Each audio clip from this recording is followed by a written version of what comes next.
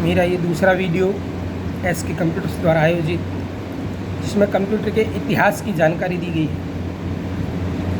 Computer का इतिहास लगभग 3000 वर्ष पुराना है।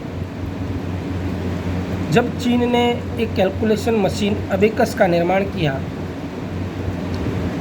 उसका प्रयोग कई देशों ने किया और अबेकस का प्रयोग आज भारत में भी मैथ्स के फॉर्मूले, जोड़, घटाव, गुणा, भाग इत्यादि में सिखाया जाता है। अबेकस एक तारों का बना हुआ, जिसमें मिट्टी के गोले या मोती पिरोए हुए होते थे, उस प्रकार का होता था। उसी तरह 17वीं शताब्दी के प्रारंभ में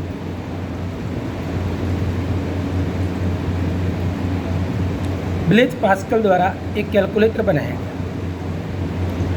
1801 में जैकार्ड लूम के द्वारा एक कपड़े बनने की मशीन बनाई गई, जिसमें उसने एक छिद्रयुक्त कार्ड का प्रयोग किया और वो छिद्रयुक्त कार्ड पंच कार्ड से नियंत्रित होता था।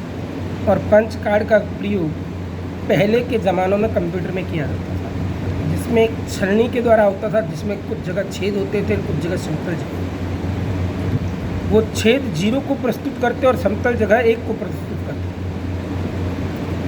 19वीं शताब्दी का युग कंप्यूटर का स्वर्णिम युग है, जब 1822 में चार्ल्स बेबेज ने एक मशीन बनाई, जिसका पूरा खर्चा ब्रिटेन की सरकार ने वहन किया।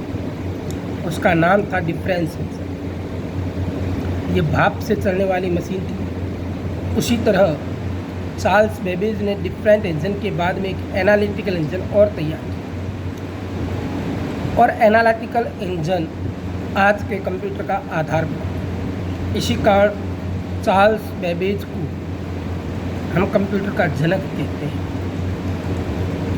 इस कंप्यूटर को 5 पीढ़ियों में परिवर्तित किया गया है, जिसकी पहली पीढ़ी 1940 से 1956 तक हुआ करती है। पहली पीढ़ी में वैक्यूम ट्यूब का प्रयोग किया गया। वैक्यूम ट्यूब एक कांच का यंत्र होता था, जिसको गैस को निकालकर वैक्यूम बनाया गया। इसमें इलेक्ट्रोड होते थे।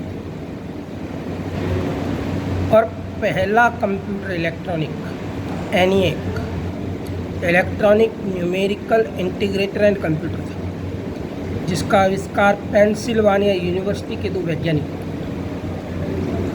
जॉन मर्चली और JP एकर्ट ने किया। ENIAC लगभग 30 से 50 फीट लंबा और उसका वजन लगभग 30 टन के करीब था। 18,000 वैक्यूम ट्यूब, 70,000 रजिस्टर और 1.5 लाख वाट बिजली की आवश्यकता होती है। पहली पीढ़ी के कंप्यूटर आकार में बड़े और भारी होते थे। उनको रखने के लिए AC और बड़े कमरे की आवश्यकता होती है। ENIAC के बाद में EDVAC और EDVAC के बाद में UNIVAC, ये 2 कंप्यूटर और इस पीढ़ी में आए। सेकंड जनरेशन 1956 से 1963 थी। इसमें वैक्यूम ट्यूब का स्थान ट्रांजिस्टर ने ले लिया। कंप्यूटर का आकार छोटा हो गया, कंप्यूटर की गति तेज हुई, सस्ते हुए, पहले की तुलना में कम ऊर्जा का इस्तेमाल, और मेमोरी के लिए मैग्नेटिक टेप का प्रयोग किया। मैग्नेटिक टेप का एग्जाम्पल हम जो ऑडियो कैसेट्स आते थे उनके माध्यम से समझ सकते हैं। थर्ड जनरेशन में IC का प्रयोग किया गया। इंटीग्रेटेड सर्किट एक छोटी चिप होती है, जिसको टेक्सास कंपनी के जैक किल्बी द्वारा 1958 में बनाया गया। इसमें अनेक छोटे छोटे ट्रांजिस्टर लगे, जिसको सेमीकंडक्टर्स कहा है। इसमें ट्रांजिस्टर्स, रजिस्टर्स, कैपेसिटर्स तीनों एक IC में थे। इससे कंप्यूटर का आकार और छोटा हुआ और सस्ते हुए। और इन थर्ड जनरेशन में बेसिक लैंग्वेज का प्रयोग किया। फोर्थ जनरेशन में कंप्यूटर में माइक्रो प्रोसेसर का इस्तेमाल किया। ये वर्तमान में उपयोग में आते हैं।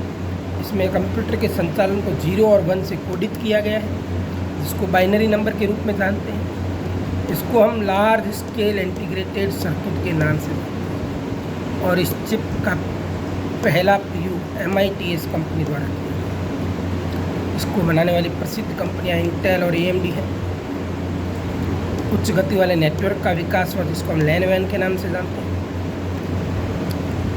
MS-DOS का इस्तेमाल पहली बार किया गया और उसकी बाद में माइक्रोसॉफ्ट विंडोज़ ऑपरेटिंग सिस्टम का प्रचलन। ये जनरेशन 1971 से लेकर के 1980। अब 5वीं पीढ़ी जिस पर अभी काम चल रहा है, यह पीढ़ी अभी तक स्पष्ट नहीं। आगे जैसे इस पीढ़ी के बारे में जानकारी मिलेगी हम ज़रूर आपके सामने उसको संयोजित करेंगे। अविनाश, डायरेक्टर के कंप्यूटर्स एंड वेब टेक, इस चैनल को सब्सक्राइब